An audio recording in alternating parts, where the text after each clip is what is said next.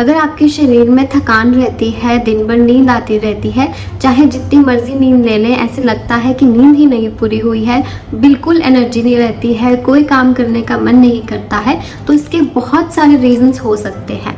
और इसमें से आपका कौन सा रीज़न है लो एनर्जी का, थकान रहने का, वो जानने के लिए ये वीडियो एंड तक ज़रूर देखें।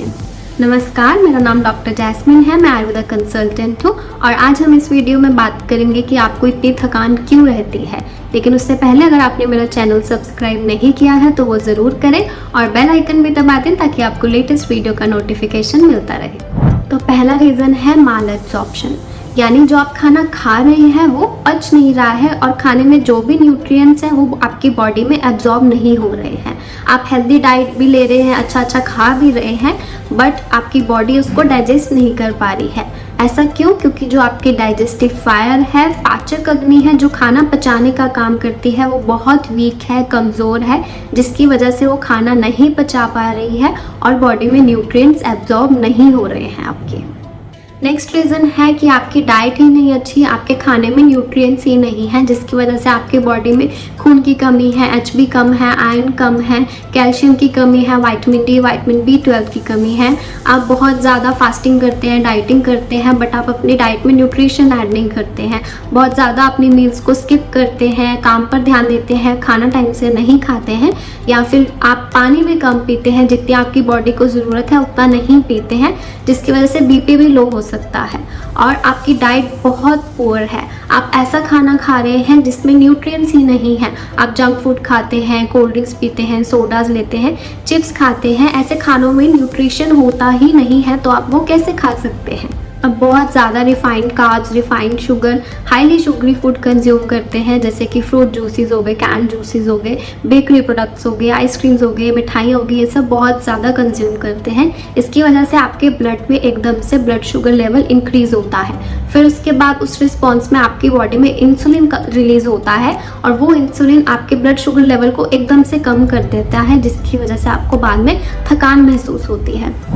आजकल लोग बहुत ज़्यादा एनर्जी ड्रिंक्स लेते हैं ये सोच के कि उससे एनर्जी मिलेगी, बट उसमें बहुत ज़्यादा कैफ़ीन होती है, शुगर होती है, जिसकी वजह से बहुत सारी बीमारियों का आपकी बॉडी में रिस्क बढ़ता है। जब हम बहुत ज़्यादा हैवी फूड खाते हैं, ऑयली फ्राइड फूड खाते हैं, या हफ्ते में 5 बार हम नॉनवेज खाते हैं जो हमें अच्छे से डाइजेस्ट नहीं होता है, इसकी वजह से हमारी बॉडी में कफ दोष बढ़ता है। हमारी बॉडी में 3 चीज़ें होती हैं, वात, पित्त, कफ। आयुर्वेदा के अकॉर्डिंग हमें बीमारियाँ क्यों होती हैं? जब इनमें से किसी में इम्बैलेंस आ जाए। तो जो ये कफ दोष है जब हमारी बॉडी में बढ़ जाता है, कफ थोड़ा भारी होता है, हैवीनेस लाता है बॉडी में, तो जब ये बहुत बढ़ जाता है तो हमें बॉडी में टायर्डनेस फील होती है, स्टिफनेस फील होती है, हैवीनेस सा फील होता है और आलस आता है। कफ दोष क्यों बढ़ रहा है हमारी बॉडी में? क्योंकि हम ऐसा खाना खा रहे हैं जो हमें डाइजेस्ट नहीं हो पा रहा है, हम उसको पचा नहीं पा रहे हैं, बहुत ज़्यादा हैवी है, जैसे कि हम दही खा लेते हैं, मैदा बहुत ज़्यादा खा लेते हैं, उड़द की दाल खा लेते हैं, या बहुत ज़्यादा नॉनवेज खा लेते हैं, या कुछ भी ऐसी चीज़ खाते हैं जो हमें डाइजेस्ट नहीं होती, या फिर हम दिन में सोते हैं तो भी हमारी बॉडी में ये कफ दोष बढ़ता है, जिसकी वजह से हमारी डाइजेस्टिव फायर भी वीक हो जाती है। कई लोग होते हैं जो ऐसा बोलते हैं कि हमारी बॉडी में जकड़ाहट रहती है, स्टिफनेस रहती है, कहीं जाने का मन नहीं करता उनका। वो ऐसे बोलते हैं कि ऐसे हमें लगता है कि किसी ने हमें मारा हो। तो वो सारे टेस्ट करवा के देख लेते हैं, सारे टेस्ट उनके नॉर्मल आते हैं, मल्टीविटामिन भी वो खा के देख लेते हैं, तो भी उन्हें कोई फ़र्क नहीं पड़ता। वो सिर्फ पेन किलर्स पर डिपेंडेंट रह जाते हैं, पेन किलर्स ही खाते रहते हैं।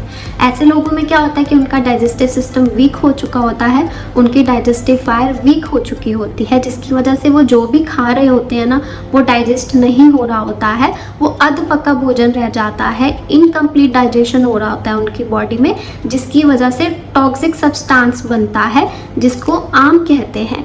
ये आम बहुत ग्रीसी होता है, ये पूरी बॉडी में फैल जाता है, जिसकी वजह से हमारी बॉडी में स्टिफनेस आती है, जकड़ाहट आती है, थकान रहती है, और ये हमारे अंदर जो चैनल्स होते हैं उसको भी ब्लॉक कर देता है।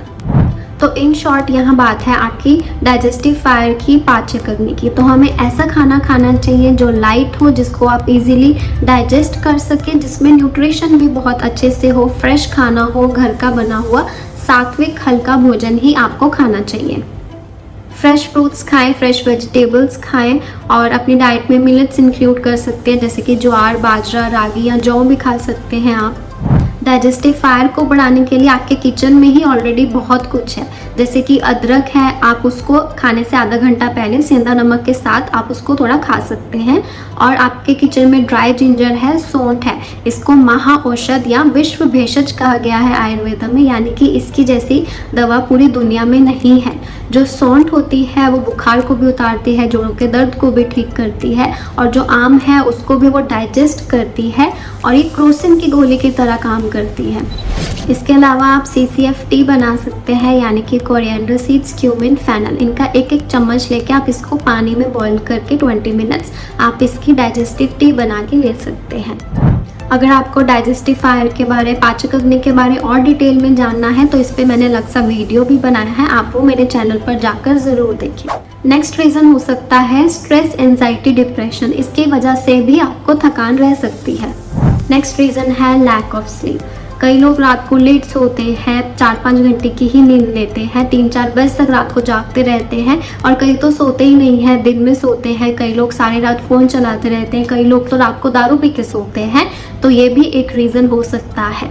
नेक्स्ट रीज़न है सेडेंट्री लाइफस्टाइल। आप बिल्कुल कोई फिजिकल एक्टिविटी नहीं करते, कोई एक्सरसाइज नहीं करते, तो भी आपको थकान रह सकती है। जब आप एक्सरसाइज करेंगे तो इससे आपकी शरीर में गर्मी बढ़ेगी, और जो आपके शरीर में ग्रीस जैसा आम बना हुआ है वो मेल्ट होगा, और इससे आपकी डाइजेस्टिव फायर अग्नि भी इम्प्रूव होती है, और आपकी बॉडी में ब्लड सर्कुलेशन इम्प्रूव होता है। तो इसलिए डेली आप 20 से 30 मिनट की कोई ना कोई फिजिकल एक्टिविटी ज़रूर करें, चाहे आप वॉक कर ले, योगा कर ले, एक्सरसाइज कर ले, सूर्य नमस्कार करें, बस अपनी बॉडी को एक्टिव रखें। शुरुआत में आपको थोड़ी थकावट रहेगी एक्सरसाइज करने से, पर बाद में आपकी बॉडी को बहुत एनर्जेटिक फील होगा। आप मेडिटेशन भी करें, इससे स्ट्रेस कम होगा। प्राणायाम करें, नाड़ी शोधन प्राणायाम करें, कपालभाति करें, फ्रेश इन्वायरमेंट में करें सुबह उठकर, इससे आपकी बॉडी में ऑक्सीजन सप्लाई बढ़ेगी।